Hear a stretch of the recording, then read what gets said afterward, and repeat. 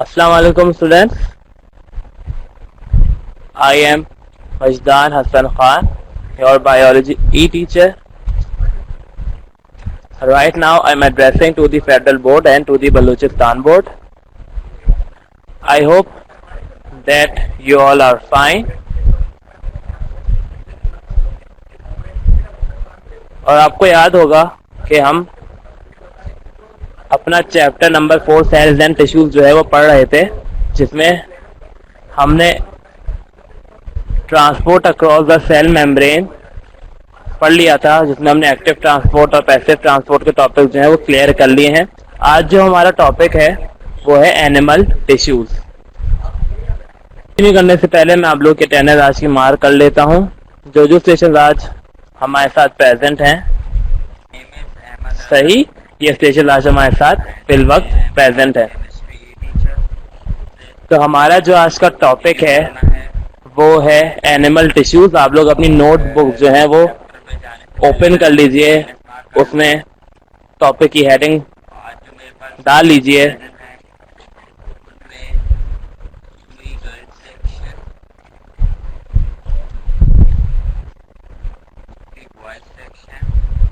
अच्छा, animal tissues पढ़ने से पहले हमें ये पता होना चाहिए कि टिश्यूज क्या होते हैं। था कि हमें एनिमल टिश्यूज का टॉपिक पढ़ने से पहले ये पता होना चाहिए कि टिश्यूज क्या होते हैं।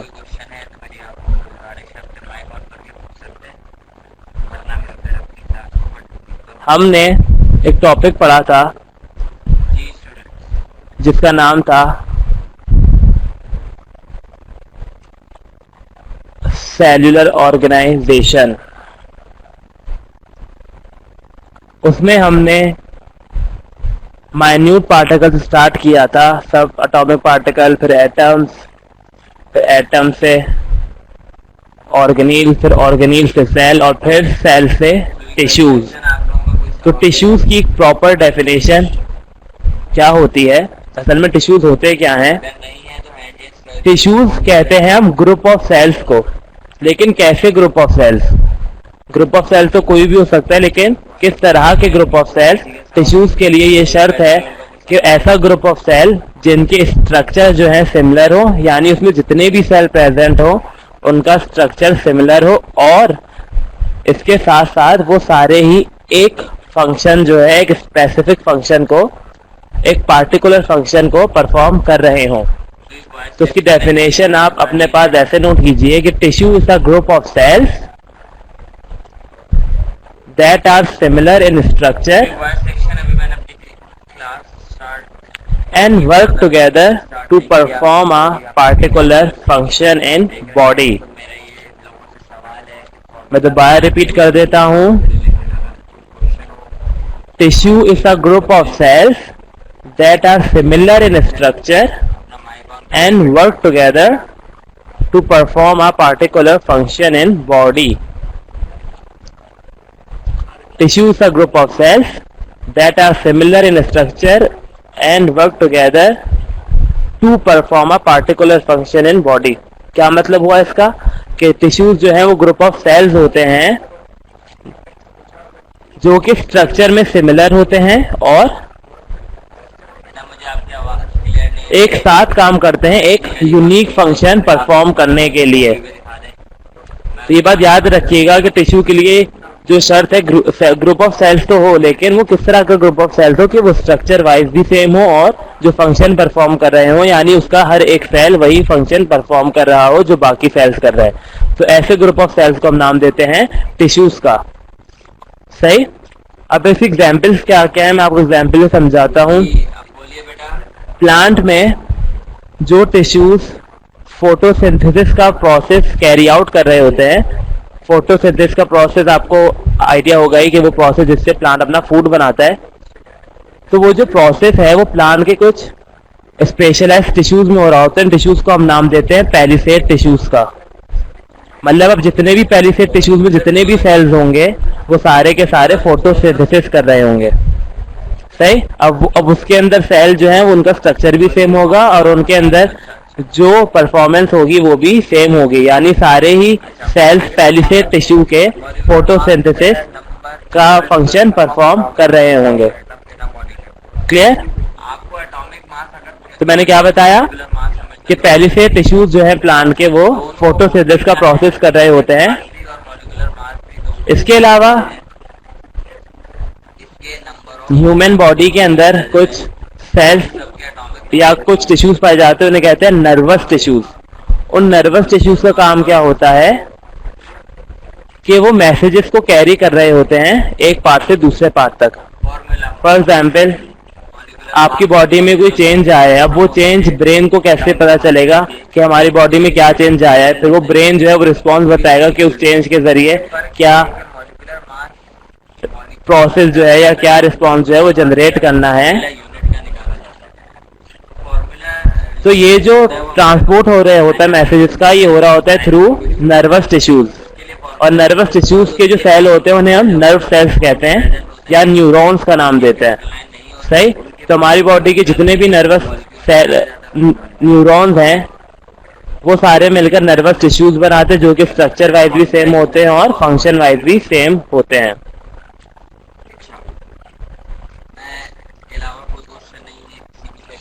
अब ये सेल के ग्रुप बनाए हुए किस तरह से होते हैं? ये आपस में एक दूसरे से कनेक्ट हुए हुए होते हैं।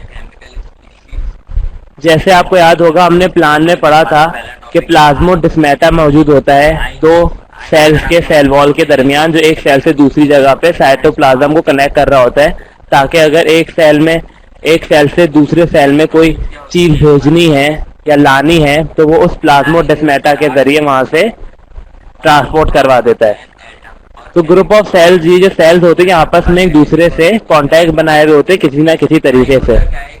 सही? तभी ये सारे एक फंक्शन को परफॉर्म कर पा रहे होते हैं।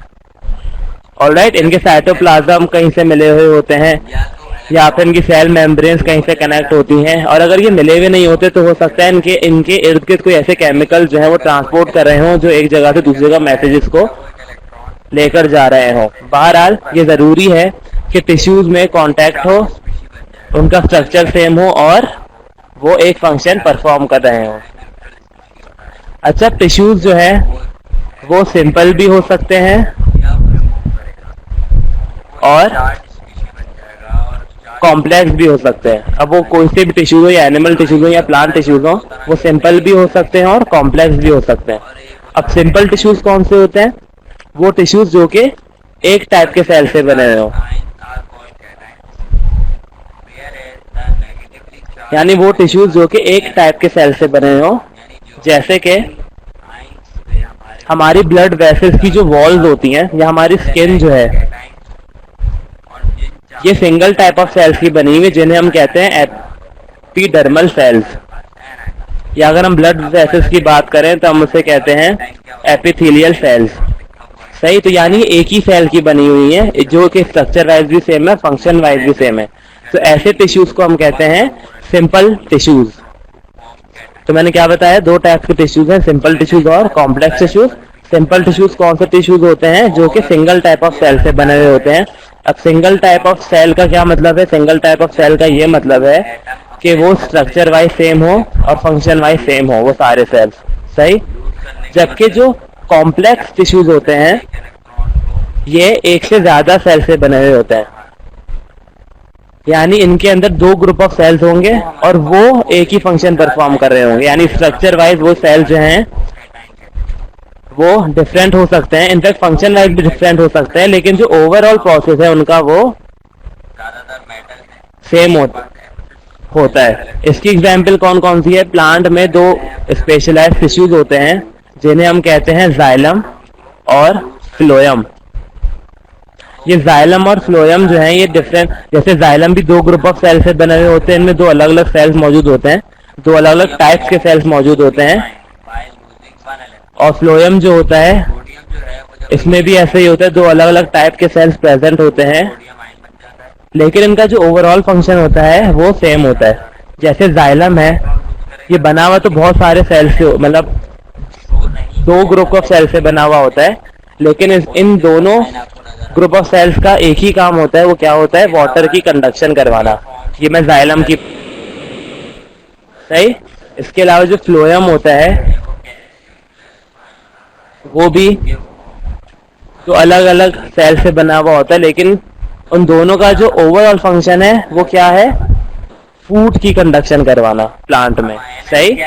तो जाइलम जो है वाटर की कंडक्शन करवाते हैं और फ्लोएम जो है वो फूड की कंडक्शन करवाते हैं, लेकिन ये बने हुए के दो अलग अलग ग्रुप ऑफ सेल से होता है। सही। इसी वजह से इन्हें कॉम्प्लेक्स टिश्यू कहा जाता है। तो स्ट्रक्चर वाइज सेल जो है वो दो टाइप्स के हो गए, सिंपल टिश्यूज और complex tissues. Alright, simple tissues कौन से हो गए, जो एक टाइप ऑफ सेल से बने हुए होते हैं, और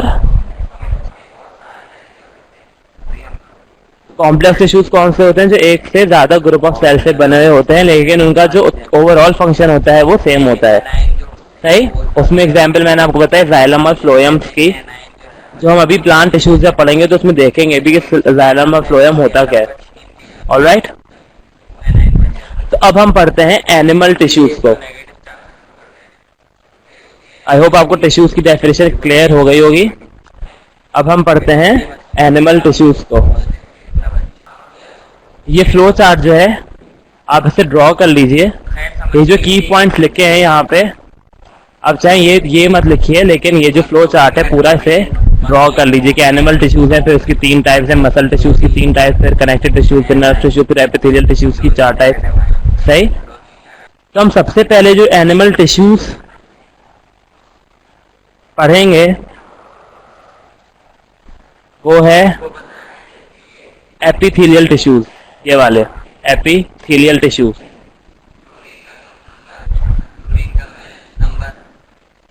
सही। अब जैसे मैंने टिश्यूज का बताया था ग्रुप ऑफ सेल्स होते हैं, तो ऑब्वियसली ह्यूमन जो है उनमें भी लाखों तरह के टिश्यूज जो है वो प्रेजेंट होते हैं। अब जो 4 टाइप मेजर टाइप्स हैं टिश्यूज की, ये पूरे ग्रुप्स हैं, फिर इनकी भी मजीद सब टाइप्स होती हैं। तो वो होती हैं epithelial tissue, nervous tissues, connective tissues and muscle tissues. तो एनिमल टिश्यूज की 4 मेजर टाइप्स होती हैं, epithelial tissues, epithelial, nervous tissues, connective tissues और मसल टिश्यूज। एपिथेलियल टिश्यूज की क्या कैरेक्टरिस्टिक्स होती हैं? एपिथेलियल टिश्यूज जो होते हैं, हमारी पूरी बॉडी के जो टिश्यूज की लाइनिंग है, यानी स्किन जो है, हमारी स्किन, हमारे ऑर्गन्स की लाइनिंग, हमारे ब्लड वेसल्स की लाइनिंग, ये सारे के सारे बने हुए हैं एपिथेलियल टिश्यूज। लाइनिंग टिश्यूज का मतलब है जो कि हमारी एक्सटर्नल स्ट्रक्चर डेवलप कर रहे हैं, यानी जो हमारी स्किन है ये हमारी पूरी स्केलेटन को लाइन की हुई, यानी स्केलेटन को प्रोटेक्ट की हुई है। तो ये सारे के सारे होते हैं एपिथेलियल टिश्यूज। इनमें जो सेल्स प्रेजेंट होते हैं वो स्ट्रक्चर वाइज होते हैं इलोंगेटेड होते हैं और फ्लैट हुए हुए होते हैं। इलोंगेट मतलब खिंचे हुए होते हैं और फ्लैट हुए हुए होते हैं, यानी बिल्कुल उस टाइप के होते हैं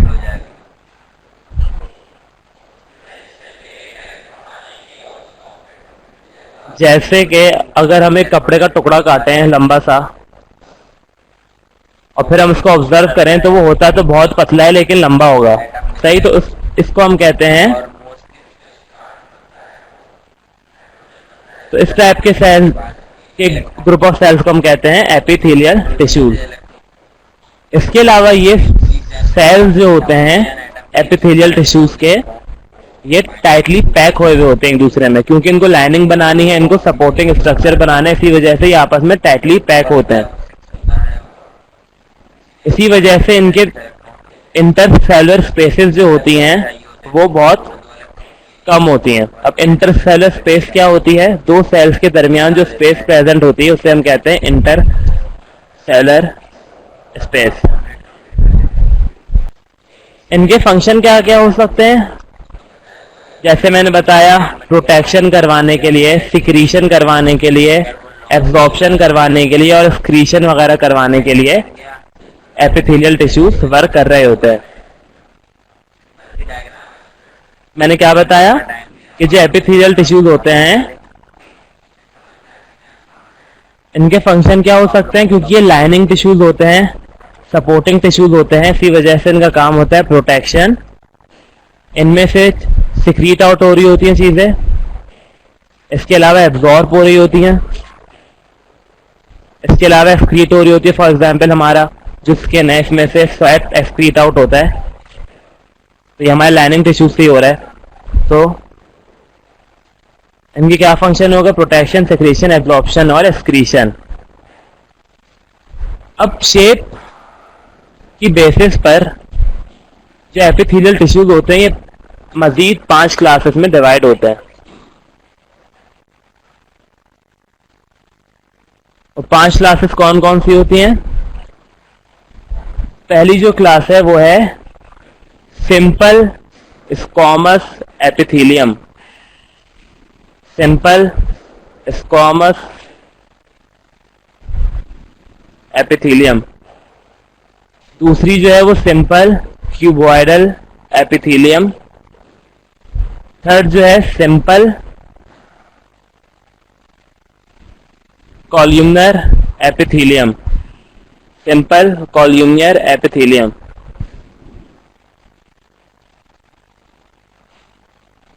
इसके बाद जो है वो है सीलिएटेड कॉल्यूमनर एपिथेलियम। और जो पांचवी है वो है स्ट्रेटिफाइड स्क्वामोस एपिथेलियम। सही, ये 5 एपिथेलियम्स के टाइप हैं। इनमें कंफ्यूज मत होएगा, इनकी नेमिंग आप अगर गौर से देखें तो इतनी मुश्किल है नहीं। सबसे पहले स्क्वामस एपिथेलियम, फिर क्यूबॉइडल एपिथेलियम, फिर कॉल्यूमनर एपिथेलियम। फिर कॉल्यूमनर एपिथेलियम के साथ अगर आप सीलिया लगा दें, ये जो है इसका सीलिएटेड कर दें, तो ये सीलिएटेड कॉल्यूमनर एपिथेलियम बन जाता है। इसके अलावा स्क्वामोस एपिथेलियम के साथ आप इसको स्ट्रेटिफाइड कर दें। स्ट्रेटिफाइड का क्या मतलब होता है वो भी हम देखते हैं। तो ये बन जाते हैं स्ट्रेटिफाइड स्क्वामस एपिथेलियम। सही, तो ये 5 एपिथेलियल टिश्यूज की टाइप हैं। Simple squamous epithelium, simple cuboidal epithelium, simple columnar epithelium, ciliated columnar epithelium और स्ट्रेटिफाइड स्क्वामस एपिथेलियम। अब ऑब्वियसली है ये सारे के सारे हैं तो लाइनिंग टिश्यूज ही, तो ये ऑर्गन की बेसिस पर इनके जो शेप्स होते हैं वो डिफरेंट होते हैं। अब फॉर एग्जाम्पल अगर हम ट्रैकिया की लाइनिंग की बात करें तो उसकी जो लाइनिंग होगी वो अलग बनी हुई होगी, क्योंकि उसका फंक्शन अलग है। अब किडनी के जो लाइनिंग सेल्स हैं वो अलग होंगे, क्योंकि उसका काम अलग है। इसी तरह इंटेस्टाइन की जो लाइनिंग सेल्स होंगे यानी एपिथेलियल टिश्यूज होंगे वो अलग होंगे, क्योंकि उसका फंक्शन अलग है। सही, तो उन्हीं सारे ऑर्गन्स की बेसिस, ऑर्गन के फंक्शन की बेसिस पर इनके जो स्ट्रक्चर्स हैं, इनके जो शेप्स हैं वो डिफरेंट हैं। तो सबसे पहले हम पढ़ते हैं squamous epithelium. Simple squamous epithelium क्या होते हैं? ये बहुत सिंपल का क्या मतलब होता है कि एक ग्रुप ऑफ सेल के बने होंगे, यानी इनमें एक से ज्यादा सेल्स नहीं होंगे, यानी जितने भी सेल्स टिश्यू में प्रेजेंट हो सबके सब सेम होंगे। ये सिंगल लेयर ऑफ थिन और फ्लैटेंड सेल के बने हुए होते हैं, यानी ये लेयर में बने हुए होते हैं और इनमें फ्लैट सेल्स होते हैं। सही,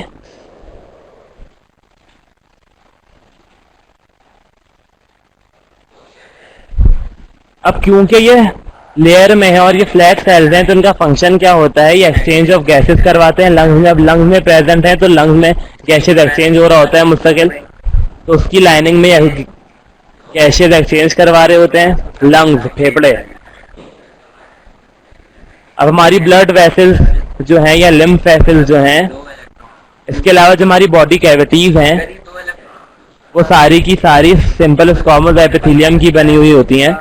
मैंने अभी बताया था कि जो ब्लड वेसल्स होती हैं हमारी वो सिंपल टाइप की होती हैं और वो बनी हुई होती हैं एपिथेलियल टिश्यू की। और एपिथेलियल टिश्यू में भी किस ग्रुप की? स्क्वामस एपिथेलियम सेल्स की। सही, इनके कैरेक्टर क्या है? ये फ्लैट होते हैं और सिंगल लेयर सेल्स होते हैं।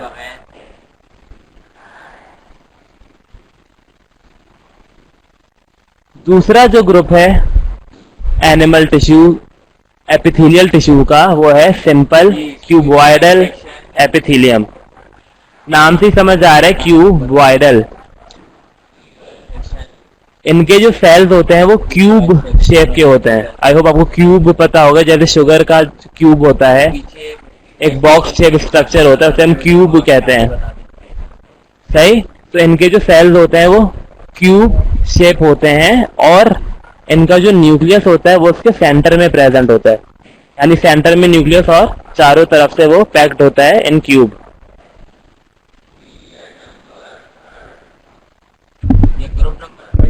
अब ये कहाँ प्रेजेंट होते हैं? ये किडनीज में होते हैं और ग्लैंड्स में प्रेजेंट होते हैं। किडनी में और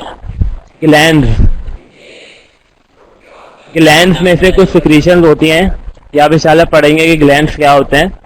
अभी आप ये याद रखें, जो सिंपल क्यूबॉइडल एपिथेलियम होते हैं ये कहाँ प्रेजेंट होते हैं? ये किडनीज में प्रेजेंट होते हैं और ग्लैंड्स में प्रेजेंट होते हैं। अब किडनीज में भी ये एब्जॉर्प्शन करवा रहे होते हैं और ग्लैंड्स का काम होता है सिक्रीशन करना, तो ऑब्वियसली वहां सिक्रीशन का काम करवा रहे होते हैं। सही। तो मैंने क्या बताया, ये क्यूब शेप के सेल्स होते हैं। ये मशीन में दो फ्रंट सीट्स के जो स्टूडेंट्स हैं, आप लोग प्लीज सीरियस होके, तो मैं बता रहा था simple cuboidal epithelium cell tissues जो होते हैं ये भी सिंगल लेयर के सेल्स होते हैं। और फर्क क्या होता है, ये होते तो फ्लैट है लेकिन क्यूब शेप में होते हैं। सही। मतलब बहुत ज्यादा फ्लैट नहीं हुए होते, लेकिन होते फ्लैट ही हैं। इनकी जो एग्जाम्पल है वो है किडनी, मतलब किडनी की लाइनिंग बना रहे होते हैं और ग्लैंड्स की, और इनका जो न्यूक्लियस होता है वो सेंटर में प्रेजेंट होता है। इसके बाद है सिंपल कॉलम्नर एपिथेलियम। अब कॉलम का मतलब आई होप आपको आइडिया होगा, यानी ये कॉलम की शक्ल में प्रेजेंट होते हैं। इनके जो सेल्स होते हैं वो बहुत ज्यादा इलोंगेट हुए होते हैं और अपने आप को रोज और कॉलम में इन्होंने डिवाइड किया हुआ होता है। सही। ये कहाँ प्रेजेंट होते हैं? एलिमेंट्री कैनाल, मतलब स्टमक में।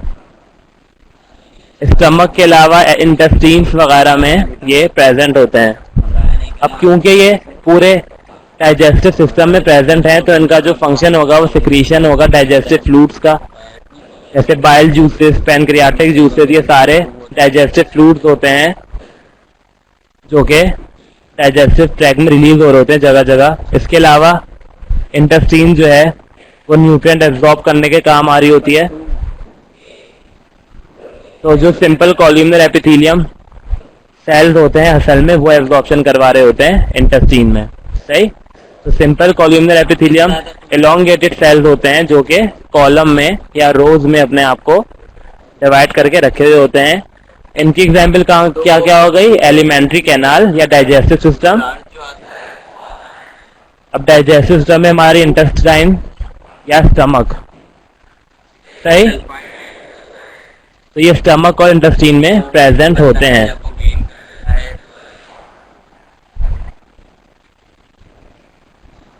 इसके बाद जो है सीलिएटेड कॉलम्नर एपिथेलियम। इनको डिफरेंशिएट करना बहुत आसान है क्योंकि इनके ऊपर सीलिया प्रेजेंट होते हैं। सीलिया क्या होते हैं? वो हेयर लाइक स्ट्रक्चर्स होते हैं जिनका काम होता है ट्रैप करना। क्या चीज ट्रैप करना? और सिर्फ ट्रैप करना नहीं, इनका काम असल में मूवमेंट भी प्रोवाइड करना होता है। फॉर एग्जाम्पल हमारा जो ट्रैकिया होता है, ट्रैकिया आई होप आपको याद होगा, हमारा विंड पाइप। अब उधर से विंड जो है वो एयर जो है वो इनहेल हो रही होती है। तब एयर के अंदर जब इनहेल होती है तो उसके अंदर डस्ट पार्टिकल भी प्रेजेंट होते हैं।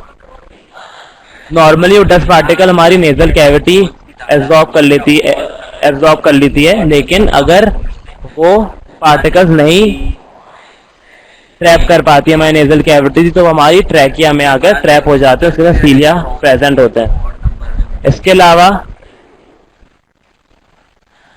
ये कहाँ प्रेजेंट होते हैं? हमारे फूड पाइप में। फूड पाइप में ये जो सीलिया होते हैं ये मूवमेंट का काम कर रहे होते हैं। हमारा जो बोलस होता है यानी हम जो खा रहे होते हैं वो जब हम निकलते हैं तो वो इनसीलिएटेड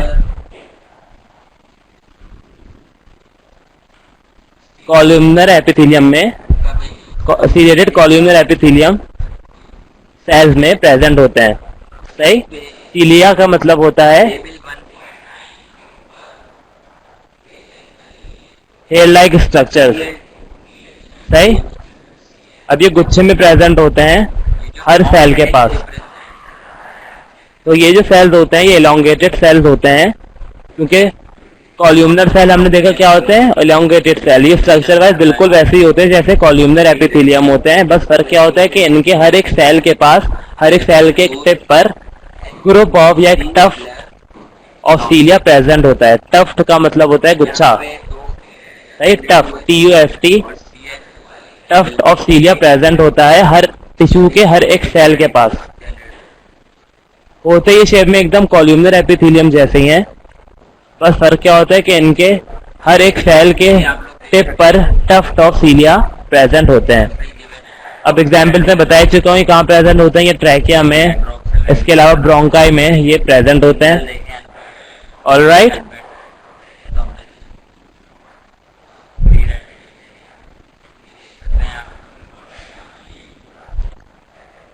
अब जो लास्ट टाइप है एपिथेलियल टिश्यूज की वो है स्ट्रेटिफाइड स्क्वामोस एपिथेलियम। स्ट्रेटिफाइड का मतलब होता है मल्टी लेयर्ड। कोई भी चीज अगर मल्टी लेयर में प्रेजेंट है तो उसे हम कहते हैं स्ट्रेटिफाई हुई है वो। सही। यानी उसमें आपको ऐसा लगेगा जैसे बहुत सारे थ्रेड्स प्रेजेंट है। मल्टी लेयर सेल्स होते हैं ये। फ्लैट सेल्स होते हैं जैसे स्क्वामोस एपिथेलियम है, वो भी फ्लैटेंड सेल होते हैं। थिन सेल्स होते हैं, ये बिल्कुल उसी तरह के होते हैं, बस क्या हुए होते हैं? स्ट्रेटिफाइड हुए होते हैं, यानी मल्टी लेयर में होते हैं। सिंपल स्क्वामोस एपिथेलियम तो सिंगल लेयर थी, लेकिन ये जो है ये मल्टी लेयर होता है क्योंकि ये स्ट्रेटिफाइड हुए। स्ट्रेटिफाइड का मतलब होता है मल्टी लेयर। इसकी सबसे जो कॉमन एग्जांपल है वो है हमारी स्किन। हमारी स्किन जो है हमें जो उसके ऊपर का ऐसा दिख रहा होता है ये सिर्फ एक लेयर होती है, इसके अलावा स्किन की 2 लेयर्स और होती हैं। स्किन की टोटल 3 लेयर्स होती हैं। जो ऊपर वाली लेयर होती है उसे हम कहते हैं एपिडर्म। बीच वाली जो होती है उसे कहते हैं मेसोडर्म, और जो मेसोडर्म के नीचे होती है उसे हम कहते हैं एंडोडर्म।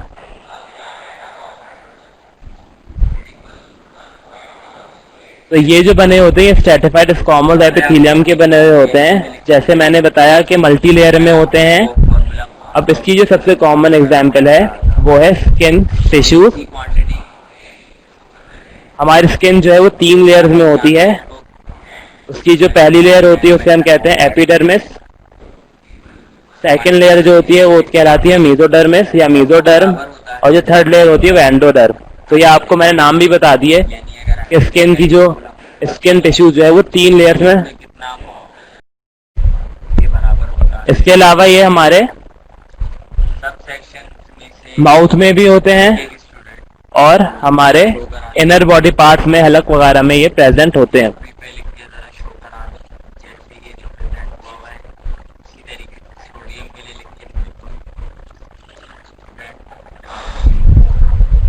तो मैंने क्या बताया? हमने सबसे पहले टिश्यूज के बारे में पढ़ा, फिर एनिमल टिश्यूज, फिर उसमें एपिथेलियल टिश्यूज की 5 टाइप्स होती है। Squamous epithelium, cuboidal epithelium, columnar epithelium, ciliated columnar epithelium और स्ट्रेटिफाइड स्क्वामस एपिथेलियम।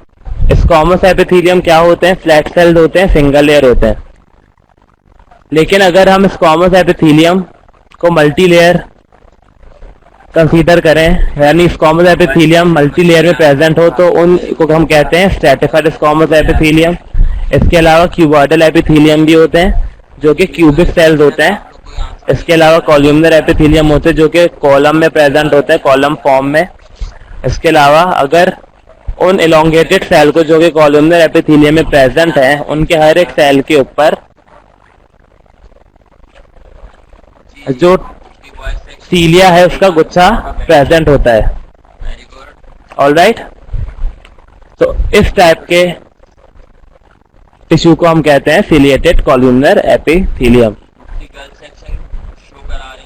तो इसी के साथ हमारा जो आज का लेक्चर है वो यहीं वाइंड अप होता है। किसी को कोई भी क्वेश्चन इस टॉपिक के हवाले से तो please feel free to ask, और इस फ्लो चार्ट को आप जरूर ड्रॉ कर लीजिए, आपको उसे याद करने में आसानी होगी। अभी तो खैर हमारा सिर्फ एक ही टाइप हुआ है टिश्यू का, जो है एपिथेलियल टिश्यू। इसके अलावा भी नर्वस टिश्यूज भी बाकी हैं, कनेक्टिव टिश्यूज भी बाकी हैं और मसल टिश्यूज भी बाकी हैं। ऑलराइट, इसके बाद इसके अलावा हमारे पास अभी प्लांट टिश्यूज भी हैं। प्लांट टिश्यूज की जो क्लासिफिकेशन है उससे भी ज्यादा बड़ी है, क्योंकि उसमें टाइप्स और उनकी भी टाइप्स होती हैं। ऑलराइट, मुझे कोहलू के स्टूडेंट ने ड्रॉ किया हुआ फ्लो चार्ट दिखा भी दिया। Very good. So till then, thank you so much and Allah Hafiz.